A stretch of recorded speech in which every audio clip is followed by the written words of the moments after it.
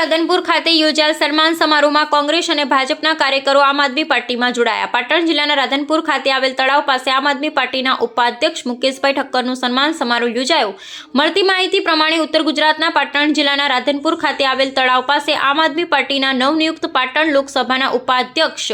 મુકેશભાઈ ઠક્કરના સન્માન સમારોહ યોજવામાં આવ્યો હતો, જેમાં સૌથી અગત્યની બાબત વિશે વાત કરીએ તો રાધનપુર ખાતે કોંગ્રેસના પીઠ કાર્યકરોએ આમ આદમી પાર્ટીની વિચારધારા સાથે જોડાયા અને તેમણે વિધિવત રીતે આમ આદમી પાર્ટીનો કેસ ધારણ કરતા રાધનપુર કોંગ્રેસમાં ભૂકંપ આવ્યો છે। ત્યારે કાંકરેજ તાલુકાના રાનેર ગામના વતની અને વેપારી અગ્રણી મુકેશભાઈ ઠક્કરને પાટણ લોકસભાના ઉપાધ્યક્ષ તરીકે નિમણૂક કરવામાં આવતા તેઓ ઠેર ઠેર ભારે આવકાર સાથે સમર્થન મળી રહ્યું છે। ત્યારે પાટણ લોકસભાની રાધનપુર વિધાનસભા શહેર વિસ્તારમાં લોકસભાના નવા નિમણૂક એવા ઉપાધ્યક્ષ શ્રી મુકેશભાઈ ઠક્કરનો સન્માન સમારંભ કાર્યક્રમ યોજવામાં આવ્યો હતો, જેમાં રાધનપુર વિધાનસભા અને આમ આદમી પાર્ટી શહેરના પદાધિકારી આગેવાનોએ ફુલહાર પહેરાવી સન્માનીય મહેમાનોનું સ્વાગત કર્યું હતું, જેમાં પાટણ લોકસભાના અધ્યક્ષ પ્રભાતસિંહ સોલંકી, પાટણ જિલ્લા ઉપપ્રમુખ ઇમામભાઈ બલોચ, રાધનપુર વિધાનસભાના સહપ્રભારી વજાભાઈ આહિર, રાધનપુર શહેર પ્રમુખ ગણપતભાઈ જોશી, જસુભાઈ ઠક્કર, પરમેશભાઈ ઠાકોર તથા બહોળી સંખ્યામાં લોકો ઉપસ્થિત રહ્યા હતા, જેમાં લાલાભાઈ સાધુ, કમલેશભાઈ પ્રજાપતિ, જ્યોતિકાબેન જોશી, દેવિકાબેન પરમાર, ફરમબેન દરજી, પ્રતાપસિંહ બાપુ, રણછોડભાઈ ઠાકોર, મલાભાઈ ઠાકોર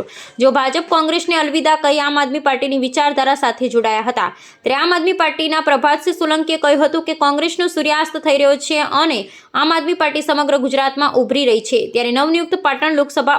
ઉપાધ્યક્ષ મુકેશભાઈ ઠક્કરે આમ આદમી પાર્ટીમાં જોડાયા હતા અને લોકોનો આભાર વ્યક્ત કર્યો હતો અને આમ આદમી પાર્ટીને સમર્થન કરવા જણાવ્યું હતું। અહેવાલ જયંતિભાઈ ઠક્કર, ન્યૂઝ 16 ગુજરાતી।